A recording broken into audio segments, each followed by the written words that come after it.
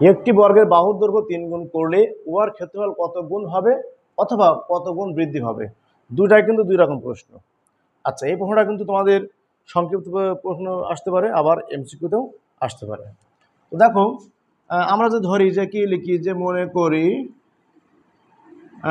বর্গের প্রতিটা বাহুর দৈর্ঘ্য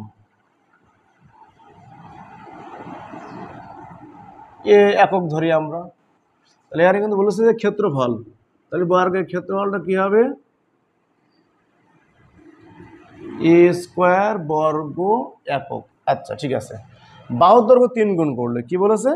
বাহুর দৈর্ঘ্য 3 গুণ করলে, তা বাহুর দৈর্ঘ্য যদি আমরা 3 গুণ করি, বাহুর দৈর্ঘ্য 3 গুণ করলে তখন এটা কি হবে? 3a। 3 গুণ করলে কত হবে? 3a একক হবে। আচ্ছা, অতএব তাহলে সে অবস্থায় ক্ষেত্রফল কি হবে? 3a স্কোয়ার, তার মানে কি 9a স্কোয়ার। তাহলে দেখো, প্রাথমিক অবস্থায় তার ক্ষেত্রফল ছিল a স্কোয়ার বর্গ একক, আর বাহুর দৈর্ঘ্য 3 গুণ করলে সেক্ষেত্রে কি হয়েছে? ক্ষেত্রফল হয়েছে 9a স্কোয়ার। তার উত্তরটা কি হবে? যে বাহুর দৈর্ঘ্য 3 গুণ করলে ক্ষেত্রফল কত হবে? ক্ষেত্রফল হবে 9a স্কোয়ার। এবার কত গুণ হবে সেটাও কিন্তু কত উত্তর 9 গুণ হবে, মানে এখানে a স্কোয়ার ছিল, এখানে 9a স্কোয়ার। তাহলে কত হবে? 9a স্কোয়ার হবে।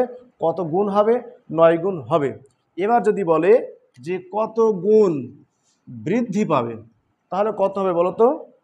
তখন কিন্তু হবে যে 9a স্কোয়ার থেকে এই যে a স্কোয়ারটা কী দেবো? বাদ দেব, তাহলে হবে কিন্তু 8a স্কোয়ার। তাহলে কত গুণ বৃদ্ধি পাবে? এই যে 8 গুণ বৃদ্ধি পাবে।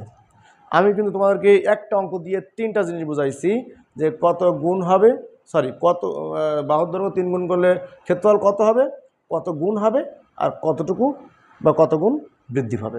3টা জিনিস তোমাদেরকে আমি এটার মাধ্যমে মেসেজটা পাঠিয়ে দিলাম তোমাদের কাছে।